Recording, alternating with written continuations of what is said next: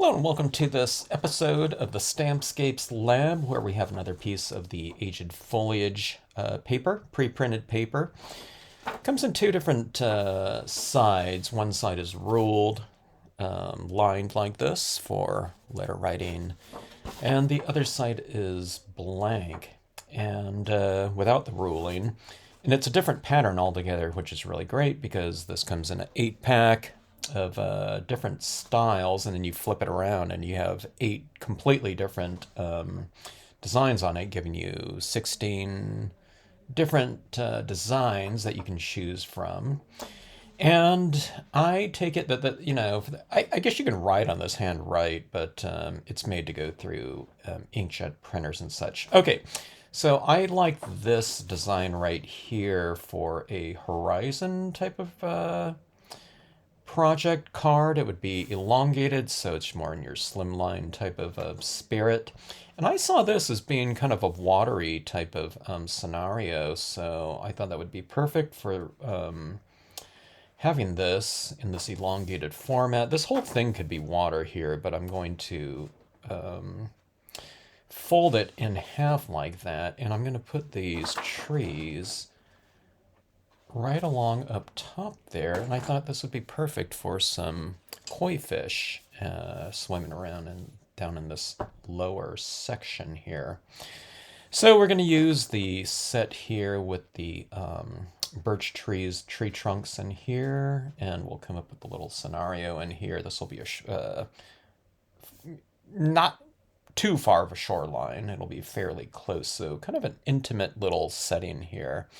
I'm going to pause this and, we're going to go I'll show you what this composition looks like, and we'll spend most of this video on the finishing types of touches, where we'll shade in all of our objects and to bring these birch trees out from this colored background, because when we stamp on here like this, those trunks aren't going to be very light because they're going to be the color of the paper right here. So we'll see if we can bring them out a little bit. All right. Okay, we've created a first layer here of imagery, and I've used a couple of rocks off of one of the desert sets, and then our boulders with lichen right here, but I just used the top portion of it about right here by masking this off like this. And you can see where it was stamped right in here and here, because I have all these trees that are going to go up from within here. I'm going to have some grassy kind of slope in here, but I wanted some of those rocks to transition into the water section down here. Now I thought about putting some of these rocks in here, but I wanted to have more room for those koi fish to swim around in here. So I thought, maybe we'll just leave the rocks for up in this portion up here. All right, now we'll lay down some of the grassy slope in here. That's, we'll have some rocks interspersed in there a little bit, but we needed some place to plant those trees into, and we wanted some stability for them with those rocks right there on the water's edge. Okay, we've filled out this slope up here, and I thought I would give it 2 layers. So here's one layer down here. That's with the sedge filler stamped multiple times. But then I came around in here again, and then another one right back in here. I felt that it would create a little bit more depth, for the tree, the birch tree trunks to be positioned. So front and back. Okay, this row of trees is a combination of these two different birch designs. This one right here, the larger one, are these 3 trunks right here. 3 trunks again. This one is the full 4 trunks of the smaller one. And then these 2 trunks right here are just these 2 of the smaller one right here. So I just colored in 2 like that and then stamped it out.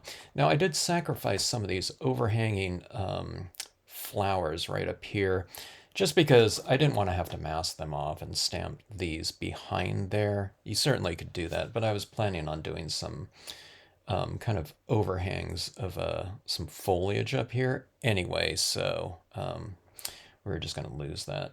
Okay, I'm going to add in some textures down here. We have these softer grassy textures up top there, and then I like to bring in some integration down below of these textures down here as well. So we're going with it's a harder texture than sedge filler, certainly, but you can do it in a very soft way too by repeating and getting lighter impressions of these rocks. And I use this rock stamp all the time. And what this will serve,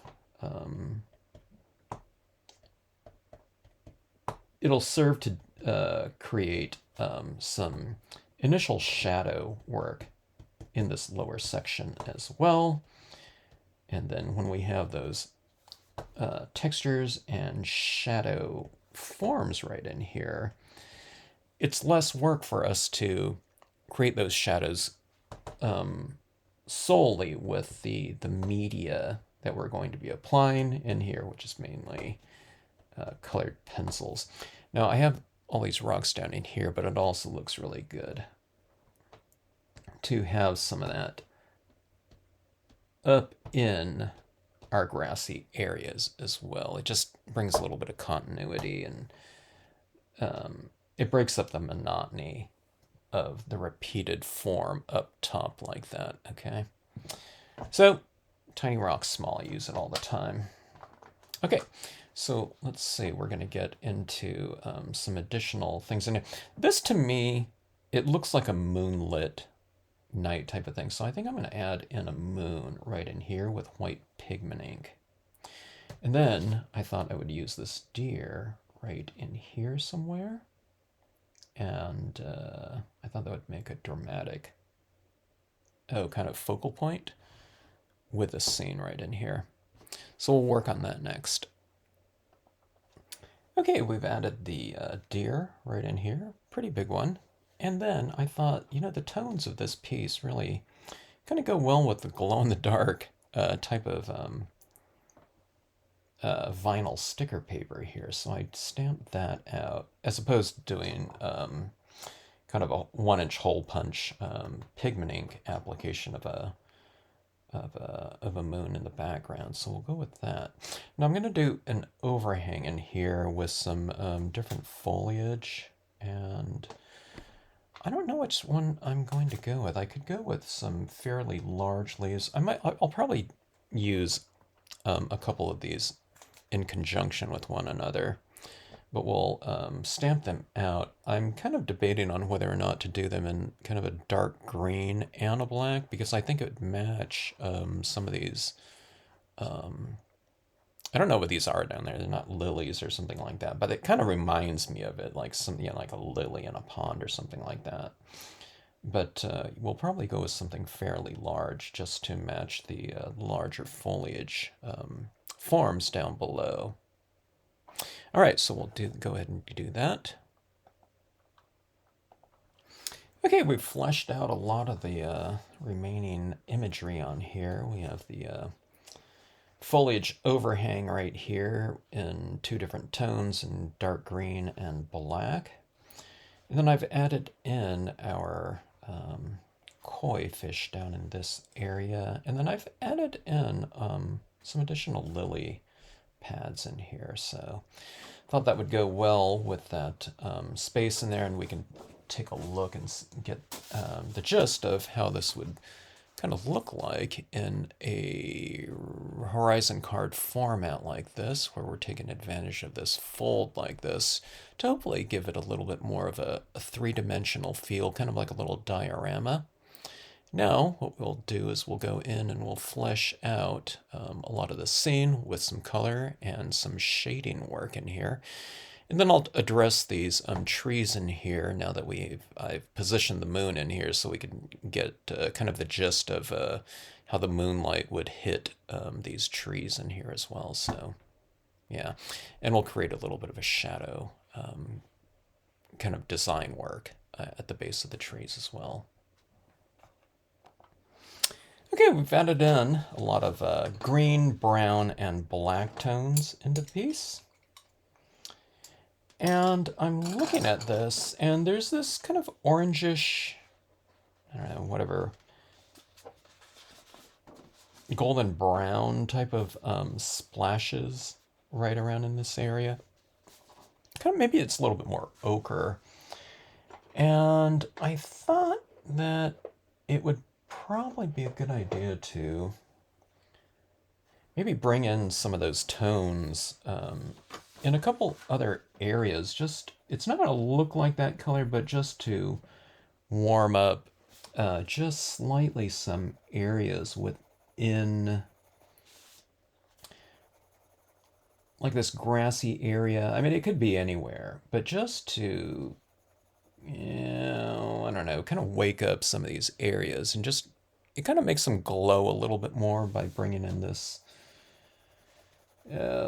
somewhat analogous color into a warmer tone into some of these forms right in here, like about like so, and that just kind of wakes it up. Yeah, you got to remember, this is stationery paper, so they had this on the side there. They didn't want to have splotches of warm tones in there because there was, going to be writing in here, so they didn't want it really neutral and, without a huge amount of like temperature changes, so, but when we're using it in this fashion like this, we can add in some of those temperature changes ourselves based on, where we've placed our imagery and how we've shaded a lot of the areas and objects.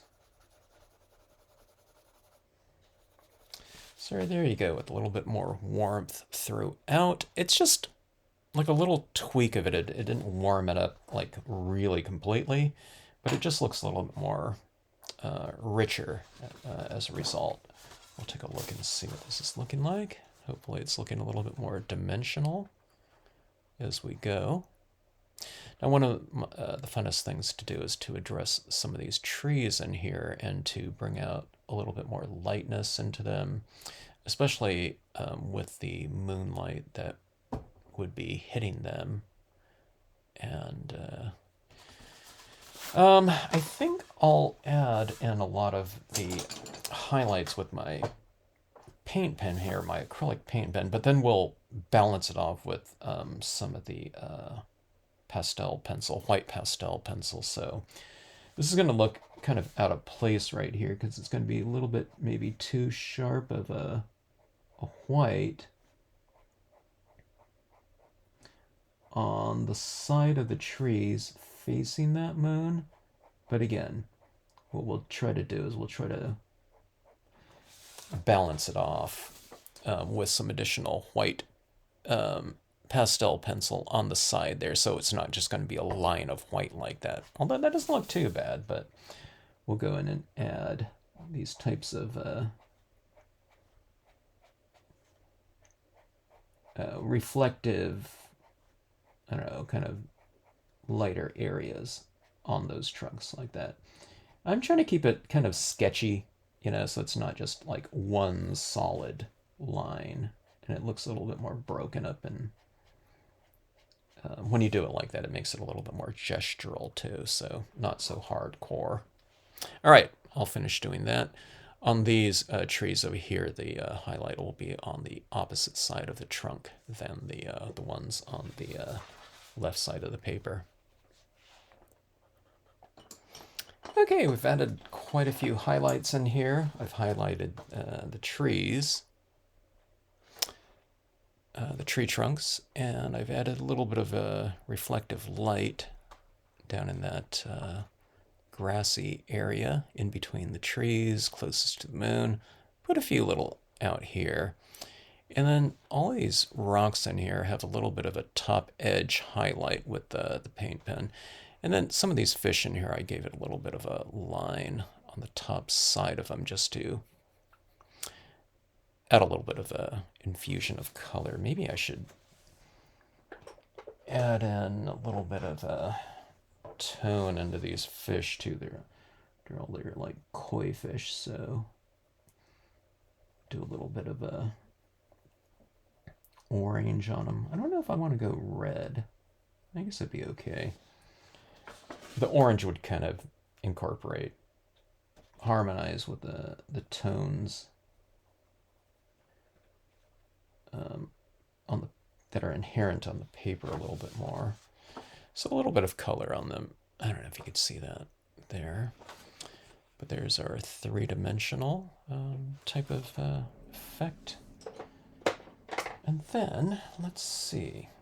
Let's try to add in a little bit more of a kind of a lighting scheme, especially on the trees, these birch trees. But it's nighttime, so I'm not gonna do like full-on white trees. But see this, I can just kind of build out a little bit more of this lightness on the illuminated side of the trunk.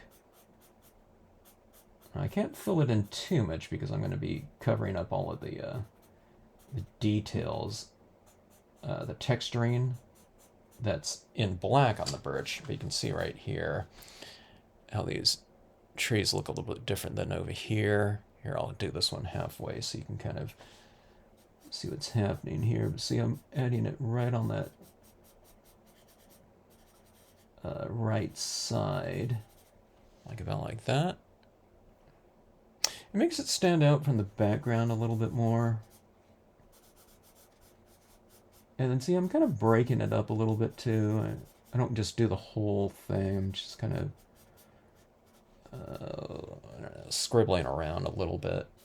So I'll go here, and I'll leave a little bit of space right in there. And see, I'm coming up here. Like so. Like maybe in here I can kind of hit this center section a little bit more. Like that. Maybe the lower section's a little bit more bare. So you just kind of, you mix it up a little bit in your approach with each trunk. There's certainly a similarity, but you don't have to do them all in the same way. And then it looks a little bit more, kind of more natural and varied. Okay, so that took care of the trees. That, I think I'm overexposing, or there's a little bit of a glare from my lighting in here, so you can see what it looks like a little bit more, so like that. And then you can do the same type of things on these rocks here and here. You can kind of build out a little bit more of that tone that way. So let me do that, and we're almost in the final touches. All right, the white pastel pencil. It's a Schwann Stabilo Carbothello. That's what that's called, so you can see what it looks like on those rocks. And for the most part on the trees like that. Now let's add in a little bit more atmosphere with our white pigment ink and a cotton ball. I'll try to add in a lot of atmosphere into this scene right here that I think would really benefit from it. And let me see if I can alter the exposure of my... Yeah, it's a little bit better. I just tweak the exposure on my camera a little bit, and that's a little bit more true to form. The greens are a little bit of a brighter green in person. And it looks a little bit more like that. Get the glare of the paper off all my studio lights. Okay, white pigment ink, cotton ball, fog and mist in here. Okay, pigment ink applied and atmospherics added, giving it a little bit of a different mood and textural contrast. So hopefully that looks somewhat three-dimensional to you, even though it's just very flat. But this is how someone would open this up, which I think is a really great kind of little trick and reveal for people. And I don't know, it's kind of akin, as I always mention, to, someone kind of opening a pop-up scene or book, something like that. And that's kind of an exciting kind of vehicle for, an otherwise two-dimensional type of format books, but it just gives the illusion a little bit of a, like I said, a diorama or something like that. So really fun to do and a lot faster and quicker to do. Now this wasn't, I don't consider this as like a super quick card to do, but just having this pre-existing paper to utilize for the background colors and textures already inherent in there. And then as far as scenic stamping goes, having all of these foreground that goes all the way up and around there already established. So it's a different look than certainly a stamped foreground, which I always enjoy doing, but it's kind of nice having these painterly types of